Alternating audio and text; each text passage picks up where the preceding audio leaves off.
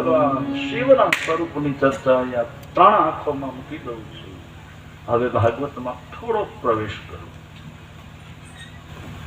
નંદ બાવાને ત્યાં ભગવાન કૃષ્ણના જન્મનો ઉત્સવ શરૂ થયો. કાલે તમે સાંભળ્યું હતું, આપણે કનૈયાને જન્મ આપ્યો અને તમે બધાએ ઉત્સવ કર્યો, બરાબર કે નહીં? નંદ બાવાને એની બહેનોએ વધામણી આપી. યશોદા નંદ પત્ની ચ. હવે જ્યારે લાલાને વસુદેવજીએ યશોદાજીના પડખામાં મૂક્યો, એ શ્લોક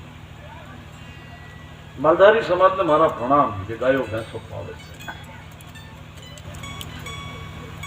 આપણા દેશની સંસ્કૃતિ આ ગાયોને, વહેણાને, બકરાને, ઘેટાને બચાવવાને એ માલધારી સમાજનું પ્રણામ કરું છું, કારણ કે નંદ બાવાનો સમાજ છે. કેટલી ગાયો કપાઈ, બહુ આંકડો નથી મારે, કારણ કે હું ગૌરક્ષા આંદોલનમાં એ ધરપકડમાં એવું છું, પણ એ મારે કઈ જોવાની જરૂર નથી. પણ મારી વિનંતી કે કનૈયાને મેળવવો હોય, કૃષ્ણને મેળવવો હોય તો ગાયોની સેવા કરો. અને ગાયો કઈ સેવા કરો તો તમને દૂધ આપે કે નથી આપતી? મને ક્યારેક ક્યારેક વિચાર થાય, ગાય દૂધ આપે અને કોઈ આપણી પૂજા કરે તો આપણે કાંઈ આપી શકતા નથી. એને બહુ પૂજાવું સારું નથી ભાવ. બીજાને પ્રિય થાવ, પૂજાવું એના કરતા પ્રિય થાવ. શું થાવ? પ્રિય બોલવું, સજનતા દાતા રે ઈશ્વર ભંગ. અમારા મોરારી બાપુ હમણાં જ બોલ્યા હતા, આમ બેઠા હતા બધા ત્યારે, કે ભાઈ પૂજા કોઈ કરે ને એ સારું નહીં, કોઈ આપણને યાદ કરે ને એ સારું. કે ભાઈ બાપુ પાસે ગયા, માનવીની પાસે કોઈ માનવી આવે એને ધીમે ધીમે બોલવા દેજે, એને આવકારો મીઠો આપે, એને બોલવા તો દે. હું હર હંમેશા માટે કહેતો આવ્યો છું કે સાધુ સંત અને રાજનીતિને વરેલા લોકોના દરવાજા બંધ નહીં હોવા જોઈએ. દરવાજા બંધ થાય તો દેશનો વિકાસ થતી જાય. તેરે દ્વાર ખડા ભગવાન ભગત ભર દે છો. હું લીધું શિવના મંદિરનો દરવાજો ક્યારે બંધ? હું તમને સીધું કહું, ક્યારે તમે જોયું કે શમશાન બંધ થઈ ગયા? કઈ રજા લેવામાં આવે કેટલા વાગે જવું? નંદ બાવાને ત્યાં કૃષ્ણને સુવડાવ્યા. યશોદા નંદ પત્ની. ભાગવતકારો પદાર્થ ભાગવતકારો કૃષ્ણ જયારે માં જશોદાના પડખામાં વસુદેવજી મૂક્યા ત્યારનો છેલ્લો શ્લોક યશોદાનંદ પત્ની. ભાગવતના શ્લોકો ભણવા પડે, એને ગોખવાથી ન પાકા. યશોદાને ખબર નથી કે મારે દીકરો જન્મો છે કે દીકરી જન્મ. આનો આ અર્થ થાય. જાતમ પરમ બુદ્ધિ. હવે બહુ વિચારવા જેવી બાબત છે કે બહેનોને દીકરી છે કે દીકરો તો ખબર હોય કે ન હોય. હા, કદાચ બેભાન બનાવીને સિઝરિંગ કર્યું હોય તો અલગ વાત છે, પણ અહીંયા આધ્યાત્મિક સંદર્ભ એ હતો ભાગવતકારોએ કે આપણા ઘરમાં ભગવાન આવે ને ત્યારે આપણા જાગતા રહેવું જોઈએ. જાગે એને મારો કૃષ્ણ મળે. બહુ સીધો એક એક પુત્રો તમે જુઓ ભાગવતમાં. આ કથા ખાલી કહેવા માટે નથી, સમાજને લાગુ પડે. જાગતા રહો. અને સ્વામી વિવેકાનંદજી, મને એક સૂત્ર એનું યાદ આવે, સ્વામી વિવેકાનંદ કે જાગૃત હોય ને એને મોક્ષ મળે. સ્વામી વિવેકાનંદ જાગૃત એટલે જાગતા રહો. जागो उठो जन मत सुबो मत करो नींद से प्यार जैसो सपनो रैन को ऐसो है संसार। बीजी આપણે ગુજરાતીમાં કહેવત તમને કહી દઉં, જાગે અને મળે. સમજ્યા? જાગે ને પાવવડા 1 કિલો હોય ને 5 જણા સૂતા હોય, વહેલા જાગે અને મળે ને હુઈ રહે. એટલે એ ખાવું હોય તો જાગો વહેલા. ઉત્તિષ્ઠ જાગવું.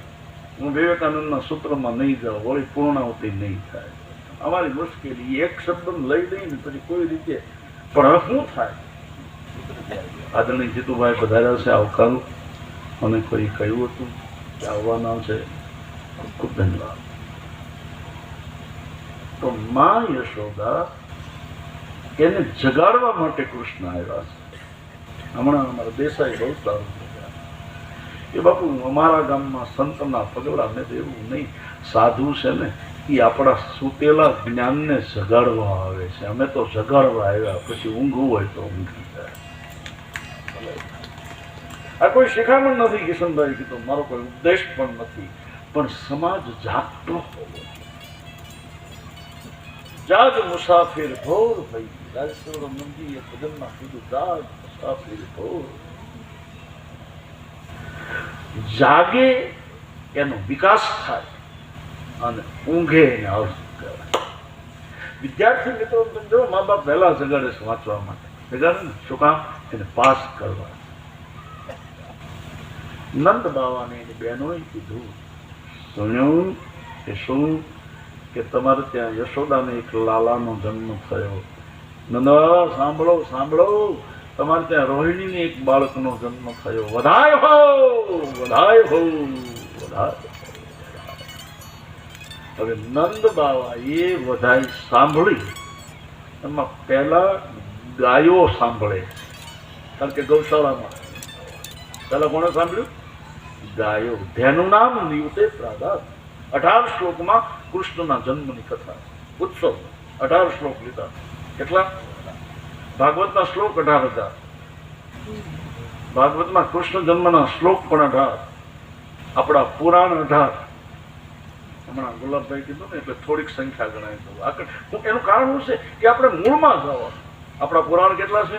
18. અને 18 પુરાણ લખનાર વ્યાસ ભગવાન.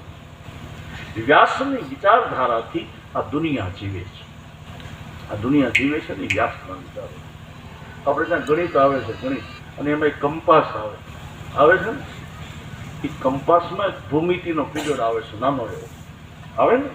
એ ભૂમિતિમાં ચિત્ર દોરવાના જે સાધનો હોય એને વ્યાસ કહેવામાં આવે. એને શું કહેવામાં આવે? વ્યાસ. આજે આ ભણવાની બહુ જરૂર છે. આજે શિક્ષણ ઘણું આગળ વધ્યું. રાજકીય મિત્રો બેઠા છે એટલે કહી દઉં, ઘણું આગળ. પણ શિક્ષણમાં વ્યવહારિકતા હોવી જોઈએ, શિક્ષણમાં સૂઝ હોવી જોઈએ, અને શિક્ષણમાં ધર્મ પણ હોવો જોઈએ. રતિલાલ, હું ભણતો ત્યારે ગણપતિનો ગ આવતો. બરાબર ને મારી વાત? આજે હું આવી મારે કઈ કોમ્પિટિશન નથી કરવું, જે આવતું હોય અને એ મારે બોલવું નથી. એ શિક્ષણમાં સુધારા જરૂરી. એક શિક્ષક ધોળી નિશાળમાં ભણાવતા હતા, તેથી તો આટલા બધા ઓરડા નહીં, ગવર્મેન્ટની કોઈ સગવડતા નહીં. એ બિચારા ખુલ્લામાં ભણાવતા હતા. 4 ધોરણની શાળા ખુલ્લામાં. હવે ખુલ્લામાં ગરમી બહુ લાગી એટલે એણે એનો પહેરવાનો બુસ્કોટ કાઢી નાખ્યો. ગરમી થાય ત્યારે પંખાનું કાંઈ હતું ને, બુસ્કોટ કાઢીને ભણાવે છે વિદ્યાર્થીને. 3 તેરી 9, 6 તેરી 18. શર્ટ પહેર્યો નથી, ઉગાડવું છે ને. ત્યાં એના ડીઓ એટલે શિક્ષણાધિકારી તપાસમાં આવ્યા. હવે ત્યારે દરવાજા નહીં એટલે કાંઈ એને એની શિક્ષકને બિચારાને સમય ન આવ્યો બુસ્કોટ પહેરવાનો. પણ શિક્ષકને મૂળ તો માં છે એટલે શિક્ષકે કીધું, વિદ્યાર્થી દોસ્તો, આ મેં બુસ્કોટ એટલા માટે કાઢ્યો છે કે મારે તમને શરીરનું વિજ્ઞાન ભણાવવું છે. માણસ આને હાથ કહેવાય, આને ખંભો કહેવાય મિત્રો, આને હૃદય કહેવાય. ત્યારે ઓલા ડીઓને થયું કે અમે આ ભણ્યા નથી, આ વ્યવહારિક ભણાવે છે એટલે એને પ્રમોશન આપી દીધું, જાઓ તમે કેળો ઉડી ગયો. એટલે બુસ્કોટ કરવાનું ક્યારેક મારે ખાઈને ક્યારેક પ્રમોશન મળે. ભાઈ શિક્ષક માં જેમ 9 મહિના સુધી બાળકને માં પેટમાં રાખે એમ શિક્ષક 9 મહિના ભણાવે કે નહીં? પણ મારી વિનંતી, અમને તો બધા અનુભવ થઈને એક સ્કૂલમાં હમણાં મને અમદાવાદમાં લઈ ગયા, મારા સોલામાં કથા. એટલે ટ્રસ્ટીઓએ મને કીધું, બાપુ તમે કંઈક વિદ્યાર્થીઓને પૂછો. મેં ભાઈ મારો આ વિષય હું કંઈક કોઈ મારે ક્યાં બધી માથાકૂટ મળે તો નહીં, છતાંય તમે કાંઈક પૂછો. તો મારે 8મા ધોરણના એક વિદ્યાર્થી મેં પૂછ્યું, મેં તો મિત્રો શું ભણે છે? મને 8મી. મેં કીધું પરશુરામનું ધનુષ કોણે તોડ્યું? મેડમ માથું ખંભાળો. અમે ભણતા ને ત્યારે એવું આવતું, માથું ખંભાળો એટલે આવી જાય યાદ. આ માથાનું કંઈક ચમત્કાર.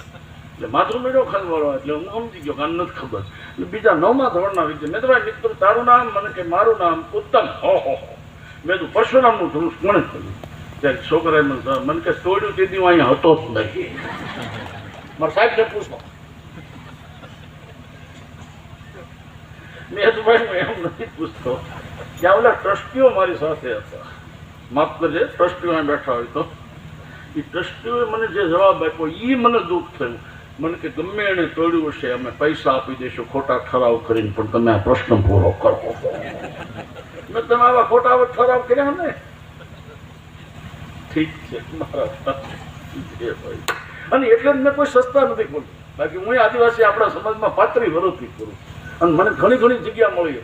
વેસોદરા મને જગ્યા મળી, અહીંયા આસોણી કિશનભાઈનું શાસ્ત્ર અમારે જમાઈ થાય, ન્યાય કેટલી જગ્યા છે. તો મેં તો એ માથાકૂટ મારે કાંઈ કરવી નથી, મારે કોણ ગુલામી કરે? બાપ સમાજનો આધ્યાત્મિક વિકાસ થાય એ જરૂરી. વિદ્યાનો વિકાસ થાય તો આધ્યાત્મિક વિકાસ થાય, શિક્ષણ જરૂરી. તો બન્યું એવું, ગાયો ખુશ થઈ. નંદ ઘેર આનંદ ભયો જય કનૈયા. પેલા ગાયો રાજી થઈ. હવે ધ્યાન આપજો આ કૃષ્ણ જન્મની કથા. જે દેશમાં ગાયો રાજી થાય એ દેશમાં કોઈ દી દુષ્કાળ ન પડે, એ દેશમાં વરસાદની ખેંચ ન રહે, એ દેશમાં ધને વધે અને ધાન વધે. તમને એમ થશે કે બાપુ આ શું કામ આવું બોલે છે? પણ ગાયના છાણની આપણે ત્યાં મહત્વતા. કંઈ પણ સારું કામ કરવું બહેનો પૂછો, ગાયનું છાણ લીધું હે? ગાયના છાણમાં લક્ષ્મીજીનો વાસ. કોનો? તમે એમ કહેશો પણ છાણમાં ક્યાંય રૂપિયા દેખાતા નથી. કેવી રીતે? આપણા વડીલોનું પૂછો. પહેલા આપણે ખેતી કરતા ને ત્યારે ગાયોના છાણનું ખાતર નાખતા, બરાબર ને કે નહીં? એ ખાતર નાખવાથી પાક ખૂબ થાય અને પાક વેચો એટલે ધન આવે, અને ધન આવે એટલે ઘરમાં કામ ના આવે. એટલે ગાયના છાણમાં લક્ષ્મીજી છે. કોણ છે? લક્ષ્મી. અમારા કાઠિયાવાડમાં ગમે કામ હોય ને એટલે આ ડોશીમાં છાણ લેવા થોડે. અમુક અમારા રિવાજો હાવ દેશી, મેં આજે જ કીધું, બહુ અમુક દેશી રિવાજો છોડવા પડે. ન મળે ક્યાં લેવા જવા? હવે અમેરિકન ક્યાં છાણ ગોતવું? હે, મેં એક ભાઈને કીધું અમારે પાલતણા પાસે હુરકાપુરી ગામ, પાલતણાની બાજુ. મેં ભાઈ બાજોટ લાવો. મને કે શું કરવો બાજોટ? મેં મારા ગળે બાંધવો હશે અને પછી ગામમાં ફરવું. એટલે તમે એટલી ખબર નથી બાજોટને શું કરવાનું? આજે મારો પ્રશ્ન એ કે ગાયો રાજી થઈ, તેનું નામ યુતે પ્રાદાર. ગાયો ખુશ થઈ ગઈ. નંદ બાવાના નેહમાં નંદ બાવા ખૂબ રાજી થયા, માં જશોદાજી રાજી થયા. બ્રહ્મનો જન્મ થયો છે. નંદ બાવાએ ગાયોની પૂજા કરી. સ્વસ્તિ પુણ્ય વાચન બ્રાહ્મણોને બોલાવીને વેદના મંત્રો બોલાવ્યા. હમણાં પ્રભુદાદા બોલીને ગયા ને બ્રાહ્મણો માટે. વેદ જેના મોઢામાં શોભે એને. હું કદાચ દુહા ગાવ તો મને ન શોભે, તો કવિઓ નથી આમ ગાઈ દઈ, મારા મોઢામાં શોભે નહીં. હવે અમને ખુરશી ઉપર બેહાડ્યા હોય તો અમે અહીંયા શું કરી ગયો? હું હરમેશ માટે 3 વસ્તુ કહું: બાવો બેંકમાં ન સારો લાગે, વાણિયો વનમાં ન સારો લાગે, પૈસા વિનાનો માણસ શહેરમાં ન સારો લાગે, અને સાધુ સાયકલ ઉપર ન સારો લાગે. હવે સાયકલ હાંકીને શેનમાં લુંગી આવી જાય કોને લાવવા? એટલે જ્યાં અમે શોભી ત્યાં શોભી. બાવો બેંકમાં ન સારો લાગે, એ બધું આપી દે. હવે અમને કદાચ ખુરશી આપીએ તો અમે શું કરીએ? બહુમાં બહુ તો ધર્મની વાતો કરીએ ને. એ તો જે વડીલો છે એનું કામ છે. તો બ્રાહ્મણોને બોલાવી વેદના મંત્રો બોલાવ્યા. જય હો જય હો, નંદ બાવાને ઘેર આનંદ આનંદ થઈ રહ્યો છે. સુખદેવજી મહારાજ વર્ણન કરે છે, હે રાજા પરીક્ષિત, આકાશમાંથી ફૂલો વરસે એની રીતે ઓટોમેટિક સુમન ફૂલ એની રીતે વરસે. ભગવાન આવે અને પ્રકૃતિ આજે એનો નિયમ બદલાવી નાખ્યો. બાપ, પ્રકૃતિ એમ કહેવાય છે કે નદી નીકળે પછી નદી ઊભી ન રહે, નદીનો પ્રવાહ એનો અખંડ રહે. આજે કૃષ્ણનો જન્મ થયો ને, અને જન્મ મહોત્સવ નિમિત્તે ધરતીમાંથી સુગંધ આવવા લાગી. જો પ્રકૃતિ થઈ ગઈ. મહી મહિષ્ટ પૂરગ્રામ વ્રજા કરાવો. મહી મહિષ્ટ, મહી એટલે ધરતી, ભગવાન જન્મ્યા એટલે ધરતીમાંથી સુગંધ મળી આવવા. આપણા વડીલો એમ કહેતા, વરસાદ થાય ને એ પેલા ધરતીમાંથી સુગંધ આવતી, બરાબર ને? ત્યારે વડીલો એમ કે આજ વરસાદ થાય. પ્રકૃતિ એનો નિયમ ભૂલી ગઈ. બાપ, આકાશમાંથી ફૂલો વરસવા લાગ્યા, ગાયો નાચવા લાગી, નદીઓમાં અમૃત જેવું પાણી. આ કૃષ્ણ જન્મના ઉત્સવ ખાલી 7 દી જ હાલે. 18 શ્લોક. નંદ ઘેર આનંદ. અને નંદ બાવાએ બ્રાહ્મણોને સોનાથી શણગારીને 1,00,000 ગાયોનું દાન કર્યું. જેનું નામ નિયુતે પ્રાણ વિપ્રેભ્યા સમલંકૃતે જેનું નામ. તમારું માહિતી ટકોરો મારો આ કેટલી ઉપર છે એને આમ જુઓ. જેનું નામ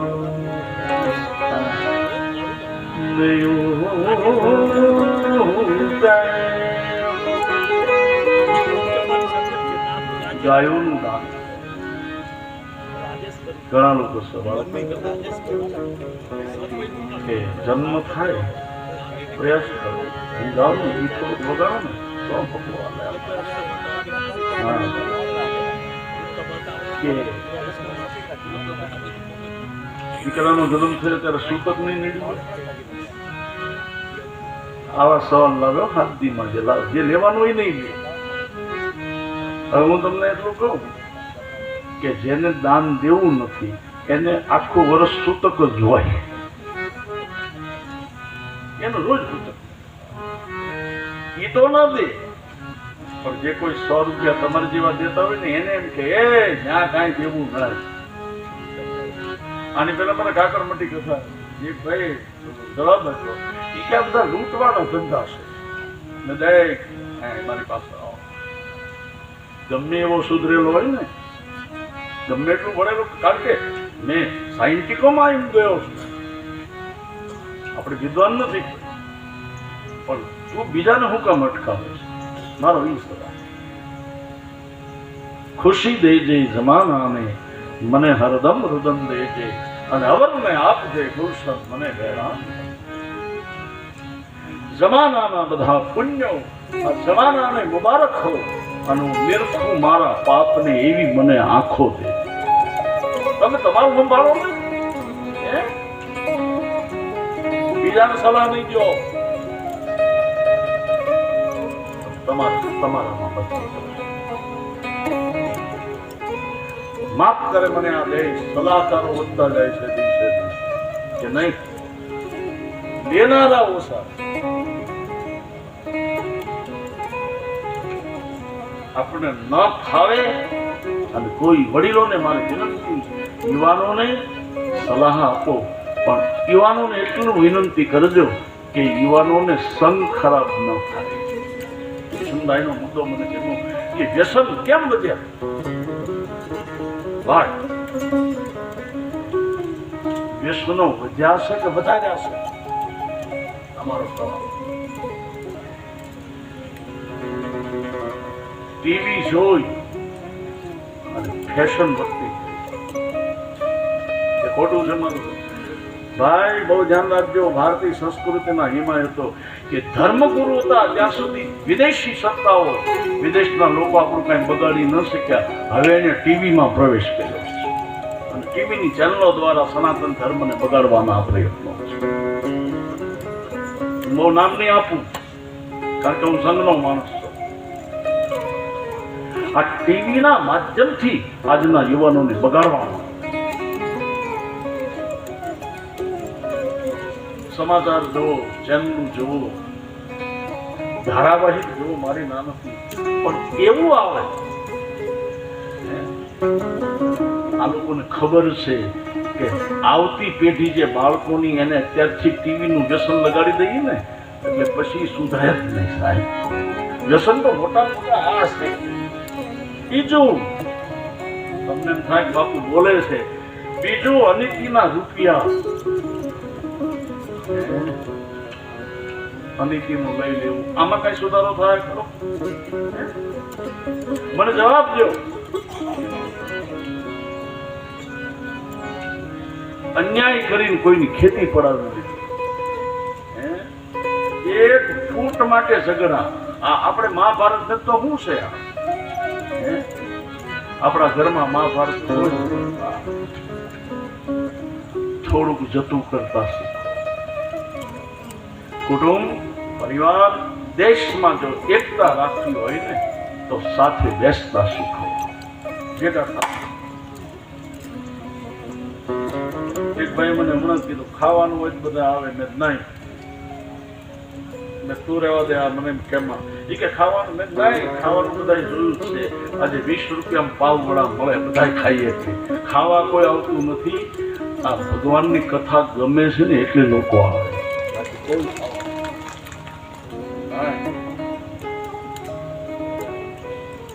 વ્યસન થોડા મારા યુવાનો છોડે. અને બહેનોને પણ વિનંતી કરું, કિશનભાઈ ન કીધું મારે કહેવું પડશે, યુવાનો વ્યસન છોડે અને બહેનો ફેશન છોડે. થોડીક મર્યાદામાં રહે ને. અને મને ગમે કે ભાઈ રાજનીતિ ઉપર બેઠા એ ન કહી શકે, પણ અમે ધર્મની ગાદી ઉપર બેઠા હોય એ કહી શકીએ. કારણ કે રાજ સત્તા કરતા ધર્મની ગાદી ઊંચી. પણ આ મારી કોઈ શીખામ નથી, વિનંતી. પાછા બહેનો હજી મારે 2 દિવસ રોકાવાનું.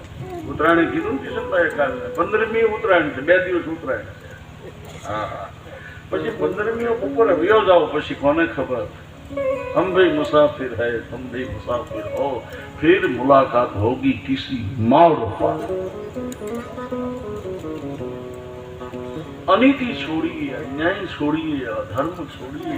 भले આપણે રામને ન માનીએ, આપણે શિવને ન માનીએ કે પરમાત્માને ન માનીએ, પણ ભક્તિમાં જાય અને જવા દે. બસ જાય અને તો જવા દો.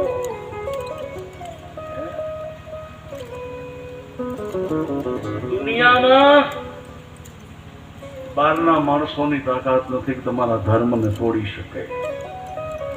આપણા જ આપણને તોડે.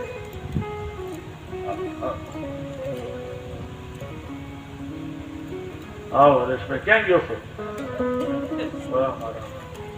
હરેશભાઈ ની મારી બેન છે. શું છે ભાઈ? તો ભગવાનના જન્મનો ઉત્સવ થાય. દાન કર્યું, દાન થાય નહીં હું એ સમજુ છું. સૂતક લાગે એ હું સમજુ છું. પણ દાન એટલે સમય દેજો. આ લોકો આમાંનો કથામાં તમે દાન આપો છો ને, સમયનું દાન આપો. તેલ, ઘી, આજે કથામાં આવવું ને એ દાન છે. તો આપ સૌ પધારો છો એ પણ દાની જ છો. એટલે કોઈ ટાઈમ નથી, કોઈ કૃષ્ણ જન્મનો ઉત્સવ ગોપીઓ નાચે છે, કોઈ ગીત ગાય છે, સોનાની થાળીઓમાં શણગાર કરી અને ગોપીઓ ગાતી ગાતી કૃષ્ણને વધારવા. આજની ઘડી છે આજની ઘડી છે રળિયામણી. અરે સખી આજની ઘડી છે રળિયામણી. અરે સખી આજની ઘડી મારા રામ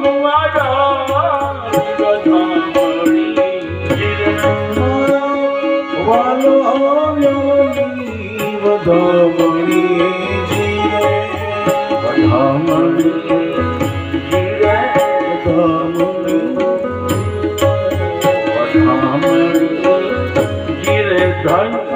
આજની ઘડી તે રળિયામણી. હારે બોલ્યા બોલ્યા સુહાગ હરે બોલો.